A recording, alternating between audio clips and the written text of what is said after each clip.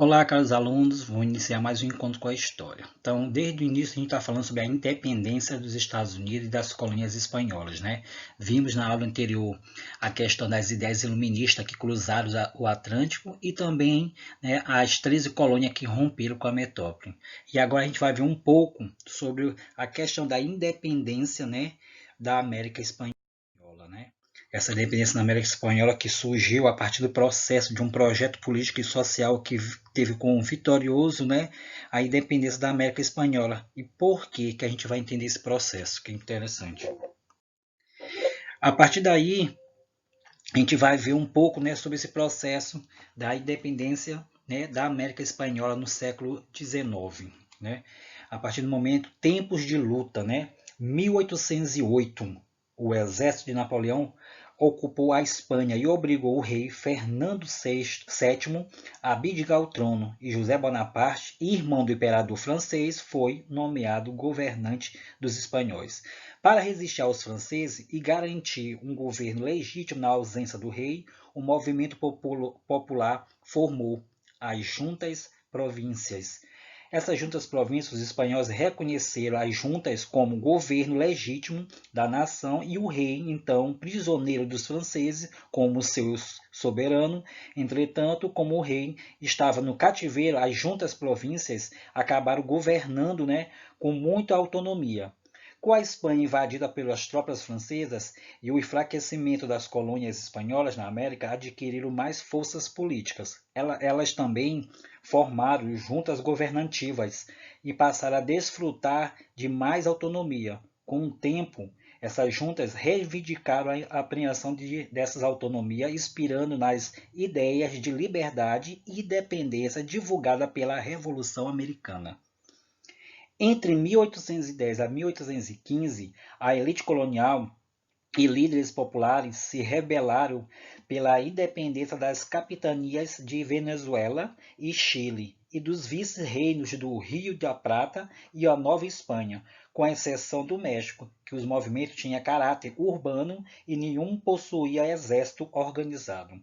Para as elites coloniais, a independência representava a liberdade política e economia para atuar na maneira autônoma de mercados internacionais. Mas será que a independência tinha esse mesmo significado para os indígenas e os africanos escravizados?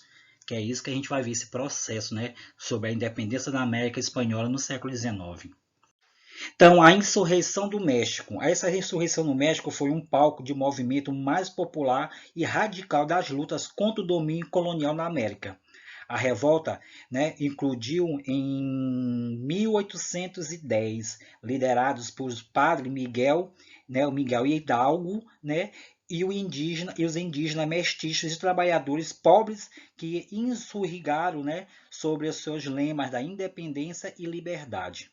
À medida que a revolta avançaram, os rebeldes tomaram as propriedades rurais, ameaçando os privilégios dos chapetones e também dos crioulos. Este, com medo da revolta popular se espalhasse em toda a colônia, se uniram aos colonizadores espanhóis para reprimir os rebeldes. Em 1811, após intensa repressão e mobilização foi contida o padre Miguel Hidalgo, que foi executado. Anos depois, explodiu um movimento semelhante a esse, liderado pelo sacerdote José Maria Morello. Os insurgentes chegaram a elaborar o primeiro projeto constitucional do México e convocaram uma assembleia para decidir os rumos dos movimentos. No entanto, a revolta foi contida pela violência e Moreno foi morto em 1815. As reivindicações dos rebeldes liderados por Hidalgo e Morelos, né, expressam um caráter popular dos dois movimentos, que seria a divisão das grandes propriedades rurais e da sua distribuição entre os camponeses, fim da escravidão, fim da cobrança de tributos dos indígenas e das dívidas dos mestiços, eliminação da direção da diferença entre as cartas, que, para que vocês não se lembram, é uma mobilidade. Essa mobilidade para dizer que nasceu rico só poderia casar com rico, que nasceu no meio social mais baixo, como crioulos ou chapatones, só podia fazer essa aliança entre eles, ou seja, a junção realmente de comunhão. Então as cartas, eles também queriam a eliminação dessa diferença social que seria as cartas. As cartas significa isso. Na década de 1820, as lutas pela independência no México tomaram outra direção. Chapetones e crioulos assumiram a liderança do movimento e, sob a chefia do militar Angústia de Anstubide, começaram a negociar a independência com a Espanha. A monarquia foi preservada como forma de governo e a reforma agrária foi uma reivindicação pelo movimento popular que não aconteceu.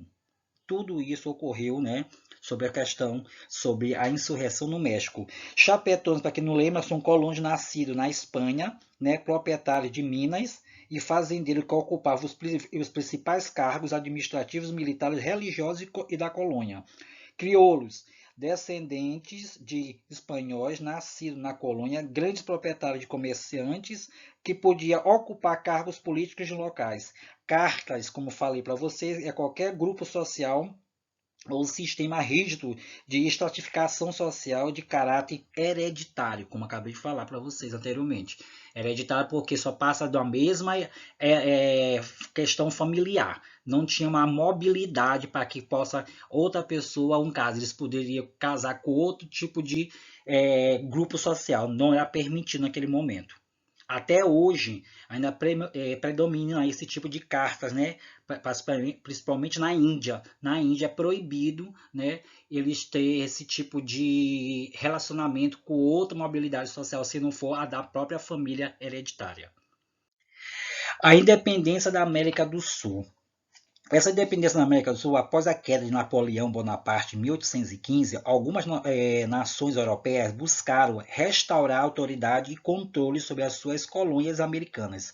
Na América do Sul, a reação foi imediata e, já em 1816, alguns movimentos em defesa da independência ganharam força.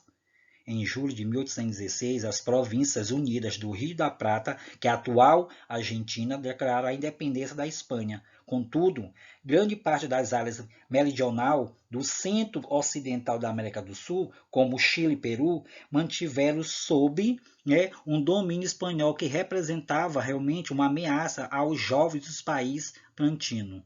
Nesse contexto, José de San Martín, governador da província de Mendonça, na atual Argentina, avançou com suas tropas em direção ao Peru e ao Chile, onde se unia aos rebeldes locais para derrotar as forças da coroa.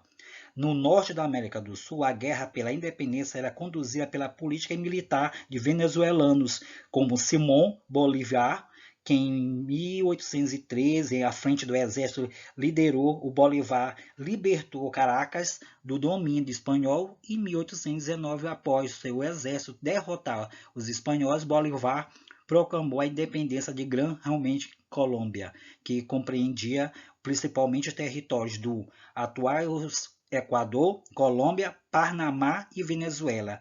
3 anos depois, um dos seus generais, Antônio de Sucre, libertou o Alto Peru e contribuiu para o surgimento de um novo país, que era a Bolívia. Tudo isso ocorreu pela independência da América do Sul. A emancipação, ou seja, as emancipações tárdias, Cuba e Porto Rico. A partir daí, Cuba e Porto Rico foram as duas últimas colônias a se libertar da coroa espanhola. A primeira guerra da independência da Cuba se iniciou em 1868, mas as tropas coloniais foram derrotadas. No final do século XIX, a luta ganhou novo fôlego e a partir de 1898, quando a guerra pela independência estava perto do fim, os Estados Unidos entraram no conflito e declararam guerra aos espanhóis, apoiado aos cubanos. Os Estados Unidos venceram os espanhóis até 1802. O exército americano permaneceu em Cuba, alegando combater uma grave uma grave crise de febre amarela. Nesse ano, Cuba aprovou sua primeira Constituição, na qual os Estados Unidos inseria realmente uma cláusula, né, rígida pelo senador Edgar Prant, por isso conhecida como Emenda Prant, que é a cláusula que garantia aos Estados Unidos o direito de intervir em Cuba e concedia aos americanos uma área para a construção de uma base militar na Baía da Guantanamo.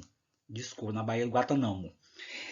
A partir daí, derrotados na guerra, os espanhóis cederam aos Estados Unidos e, como indenização, as Filipinas e o Porto Rico, esses arquipélagos de Caribe, foi colônia dos Estados Unidos em 1952.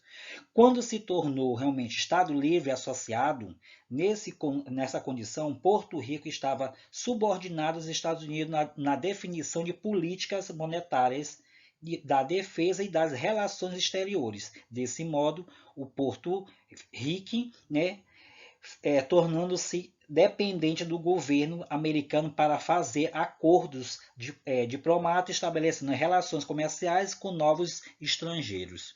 Tudo isso aconteceu, né, nessa emancipação tardia da Cuba e Porto Rico. Esse sonho da unidade americana, né, que foi uma luta pela essa emancipação política, colocou em cena muitos projetos para o futuro, enquanto alguns pretendiam dividir a América Espanhola, o que daria origem a diversas unidades livres e autônomas, e outras desejando assim construir uma confederação americana. Simão Bolívar, por exemplo, afirmou sonhar com o dia em que veria a América unida. Em um dos seus mais famosos documentos, a Carta da Jamaica, em 1815, Bolívar defendeu que a União Americana era uma única saída para se obter a independência e nunca propôs, porém, uma unidade completa. Felizmente, né? A proposta mais ambiciosa de Simão Bolívar foi a criação de uma confederação capaz de integrar uma faixa etária que se estendia a Guatemala até a Bolívia e não incluía o México na área do Rio da Prata e nem o Brasil.